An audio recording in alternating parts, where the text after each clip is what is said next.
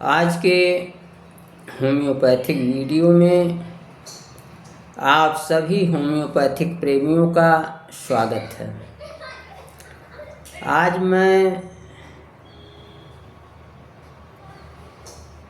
उपचार के उच्च आदर्श की चर्चा कर रहा हूँ। Highest ideal of cure. उच्च आदर्श, उपचार का उच्च आदर्श क्या है? हाईएस्ट आइडियल ऑफ क्योर क्या है?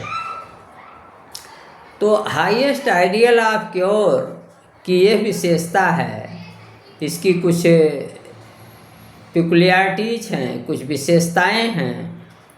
तो पहला यह है कि क्योर जो है वह रैपिड होना चाहिए, तेज होना चाहिए। अब प्रश्न उठता है कि अगर क्योर तेज नहीं होगा, जल्दी नहीं होगा, तो क्या नुकसान होगा? तो सबसे पहली बात यह है कि जो रोगी है वो जितने जल्दी ठीक हो जाए वही उसके लिए अच्छा है। दूसरी बात यह है कि उपचार में जितना ही देर होगा, क्योर में जितना ही देर होगा, उतने टिश्यू डैमेज अधिक होगी, और जब टिश्यू डैमेज अधिक होगी तो धीरे धीरे रोग जो है इनक्योरेबल हो जाएगा, उसके ठीक होने की संभावनाएं घटती जाएंगी। तो रोग का जो हाईएस्ट आइडियल ऑफ क्योर है, उपचार का जो उच्च आदर्श है, उसकी पहली शर्त है कि उपचार जो है तीव्र होना चाहिए, रोगी को जल्दी ठीक होना चाहिए। दूसरा इसका नॉर्म है कि उपचार जो जटिल होना चाहिए। जैसे आप देखते हैं कि जब किसी बच्चे को सुई लगती है तो कितना सिर आसमान पर उठा लेता है, कितना चिल्लाता है, वो दर्द पीड़ा से परेशान हो जाता है। बड़ों को भी परेशानी सुई से होती है, ऑपरेशन से उसे परेशानी होती है। तो उपचार का तरीका ऐसा होना चाहिए कि वो जटिल हो, मुलायम हो, अच्छा हो, सुखद हो। तो ये ज़रूरी है। मेथड ऐसा नहीं होना चाहिए कि जिसमें ऑलरेडी रोगी पीड़ित है और उससे भी अधिक आपके उपचार से हो जाए। तो इस तरीके से हाईएस्ट आइडियल ऑफ क्योर का दूसरा नॉर्म यह है कि ये जटिल होना चाहिए। तीसरा यह है कि ये परमानेंट होना चाहिए क्योर। इसमें पैलिएशन या सप्रेशन नहीं होना चाहिए। ऐसा ना हो कि हमने दवा दिया, थोड़ी देर के लिए रोग दब गया, 1 घंटे 2 घंटे 2 दिन 4 दिन 1 सप्ताह के लिए फिर आ गया, या रोग काफ़ी समय के लिए दब गया। तो ऐसा नहीं होना चाहिए। उपचार जो है परमानेंट होना चाहिए, अस्थाई होना चाहिए, परमानेंट क्योर होना चाहिए। चौथा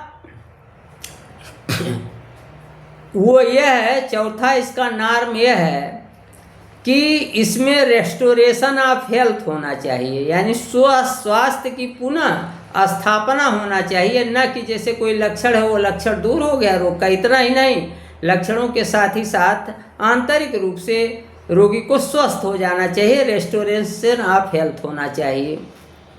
और पांचवी बात जो है वो ये है, शॉर्टेस्ट होना चाहिए, यानी जल्दी से जल्दी, छोटा से छोटा रास्ता होना चाहिए क्योर का, लंबा रास्ता नहीं होना चाहिए। और छठवां नॉर्म है कि ये रिलायबल होना चाहिए, विश्वसनीय होना चाहिए, भरोसेमंद होना चाहिए, ये फिक्स्ड प्रिंसिपल्स पर आधारित होना चाहिए, अटरंडम अटकल पच्चू नहीं होना चाहिए। और सातवां जो है वो नॉर्म है कि ये हार्मलेस होना चाहिए क्योर, इसका कोई साइड इफ़ेक्ट नहीं होना चाहिए, इसको कोई नुकसान नहीं होना चाहिए। तो इसी तरीके से इजीली कम्प्रीहेंसिव प्रिंसिपल्स पे आधारित होना चाहिए, व्यापक होना चाहिए इसका आधार पुख्ता होना चाहिए, तो इस तरीके से ये नॉर्म्स हैं। तो जब आप होम्योपैथी को देखेंगे तो यहाँ जब सही दवा सिलेक्ट होती है तो क्योर रैपिड होता है, और होम्योपैथिक दवा जब आप किसी रोगी को देते हैं वो जल्दी ठीक होता है, तो वो हाईएस्ट आइडियल आप क्योर के अंतर्गत आता है। होम्योपैथिक जो इलाज है यह प्रायः जेंटिल ही होता है, क्योंकि इसमें मीठी मीठी गोलियां होती हैं, कुछ मदर टिंचर्स वगैरह थोड़े से कड़वे ज़रूर होते हैं। तो इस तरीके से मोर और लेस होम्योपैथिक ट्रीटमेंट वो जेंटिल होता है, और ये हर कोई जानता है कि होम्योपैथिक ट्रीटमेंट जो है वो जब सही ट्रीटमेंट होता है तो यही परमानेंट इलाज है, अस्थाई इलाज है। तो इस नॉर्म पर भी होम्योपैथिक खरी उतरती है। जहाँ तक रेस्टोरेशन ऑफ हेल्थ की सवाल है, तो जब मेरे पास कोई रोगी आता है मैं सिंगल रेमेडी प्रैक्टिस करता हूँ, और जब रोगी ठीक होने लगता है तो मैं उसे बताता हूँ कि आपने अगर कोई रोग मुझे नहीं बताया है वो भी ठीक होगा, और आपके रोगी का सामान्य स्वास्थ्य भी ठीक हो जाएगा। तो इस तरीके से इस नॉर्म पर भी होम्योपैथिक जो है खरी उतरती है, बशर्ते आप एक साथ होम्योपैथिक नॉर्म को छोड़ करके 2, 4, 6, 10 दवाएं न देना शुरू कर दें। अगली बात यह है कि शॉर्टेज तो है ही है। मैंने देखा है कि एक बार बहुत आज से जो है लगभग 40 वर्ष पहले की बात मैं बता रहा हूँ, एक महिला आई और उसने बताया कि उसके स्तन में आग से जल जाने जैसी जलन हो रही है, और मैंने उसे जो है आर्सेनिक 30 की एक ड्रॉप जीभ पर दिया। वो मुंह भी बंद नहीं कर पाई कि उसे यह कहना पड़ा कि उसकी जलन, हमारी माँ से उसने कहा कि अम्मा हमारी जलन थोड़ी शांत हो रही है, घट गई है। तो इस तरीके से बहुत शार्ट भी है, दवा का सिलेक्शन अगर सही होता है और रिलायबल है। यह सिमली या सिमलीवस क्योरेंटर रिलायबल फिक्स प्रिंसिपल्स पर निर्धारित है, पॉजिटिव निगेटिव डिजीज के प्रिंसिपल पर निर्धारित है। ये पॉजिटिव और निगेटिव जो है पेशेंट के आधार पर भी, ये टेम्परामेंट के आधार पर भी, कोल्ड और हार्ट के आधार पर भी ये रिलायबल है।